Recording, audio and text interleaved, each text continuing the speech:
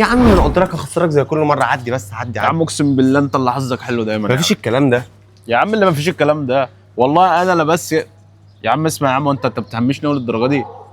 لطفي لطفي بص يا يا اسطى عم. بص ابص عليه.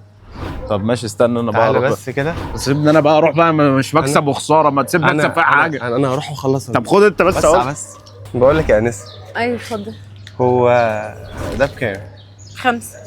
5. طب وده 5 برضه. برضه ب5؟ مفيش حاجه ب10 خالص؟ عندك حاجات تانية ب10؟ طب انت اسمك ايه؟ انت جاي تشتري ولا جاي تتعرض؟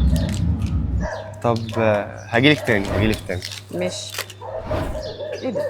يا اسطى زي القمر يا اسطى، والله زي القمر. انت ما عندكش خبره بربع جنيه في اي موضوع تعامل مع بنت اصلا. عاجباك دي داخله دي ايه ده 5؟ لا ب5 مفيش حاجه ب10. ايه اللي انت عملته ده؟ انا زهقت منك كنت همشي، جالي ملل والله. ما طبيعي لازم تديك الوش اللي انت عملته فيك ده. ما عجبتني يا اسطى والله. ما عندكش خبره غير في الكوره بس، تغلبني في الكوره، ده اللي انت فالح فيه. بنت محترمه يعني، بس ما رضيتش تقول لي مقص. اسمها، ما رضيتش تقول لي اسمها يا عم. يا عم مصطفى غريب عرفنا. بص والله مصطفى غريب ماشي. ماشي. انت عايز مني ايه دلوقتي؟ انا عايز اروح انام. تروح تنام؟ عايز طب ايه؟ انا عايز اجي العب في البلاي ستيشن ده بكره تاني. طيب خيشت بقى بالجامد ده. اسمع بقى، ايوه اسمع مني بقى. خلصانه مش هاجي معاك بكره نشوف القصه دي.